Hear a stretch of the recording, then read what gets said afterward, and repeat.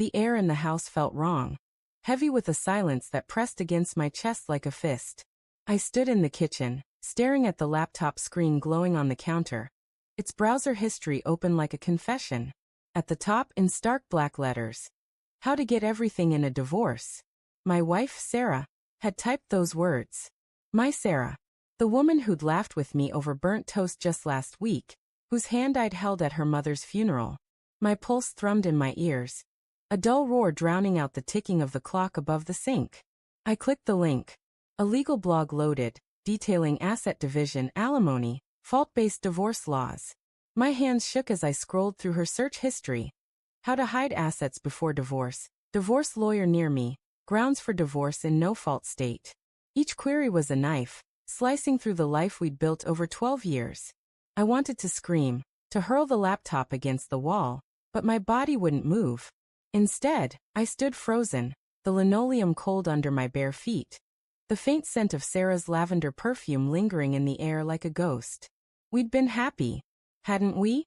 I replayed our mornings, her soft humming as she brewed coffee, the way she'd lean into me on the couch, her head on my shoulder.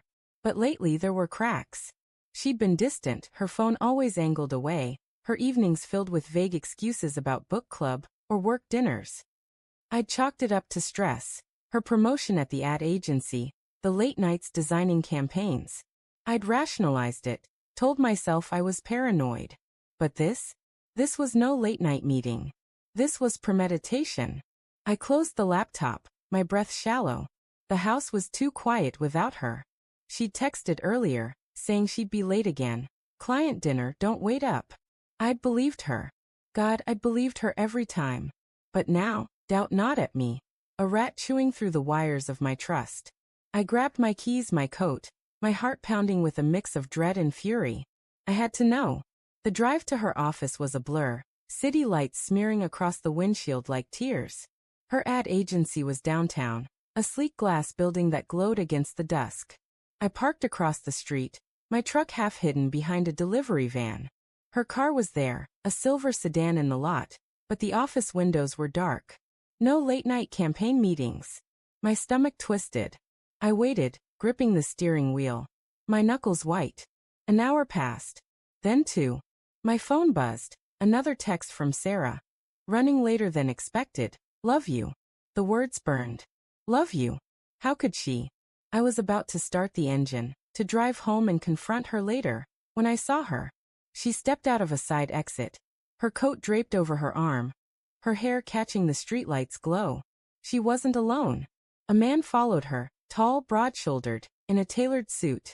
He laughed, his hand brushing her lower back as they walked to her car. My throat tightened. I knew him. Mark. Her boss.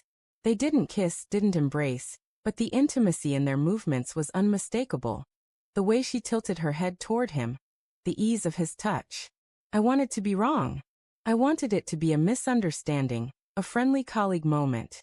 But then she leaned closer, her lips near his ear, whispering something that made him smile. My vision blurred, rage and heartbreak colliding like a storm in my chest. I fumbled for my phone, snapped a photo through the windshield, the timestamp glowing, 9:47 p.m. I didn't confront them. Not then. My mind was a tangle of questions. How long? Why? Was it my fault? I drove home, the photo burning a hole in my pocket. The house felt emptier now, the silence louder. I sat on the couch, staring at the framed photo of us on our honeymoon. Her smile wide, my arm around her. Had it all been a lie? Sarah came home at midnight, her heels clicking softly on the hardwood. You're still up, she said, her voice light, practiced. She dropped her purse on the counter, avoiding my eyes. Long dinner, I said, my tone flat. I watched her closely, the slight tension in her shoulders, the way her fingers fidgeted with her bracelet. Yeah, clients can be exhausting. She laughed, but it was thin, nervous. I'm beat. Heading to bed. I didn't follow her. I opened the laptop again, the search history still there, a digital trail of her betrayal. I spent the night digging, her email, her texts, anything I could access.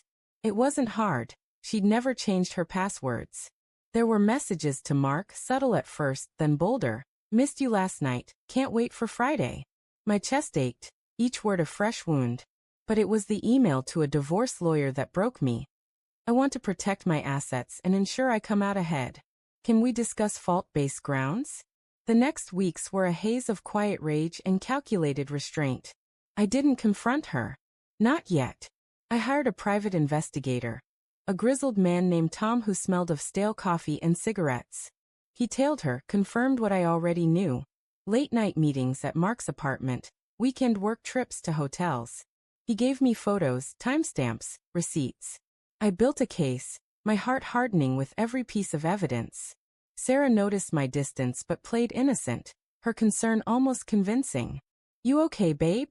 she'd ask, her eyes wide with feigned worry. I'd nod, smile, lie.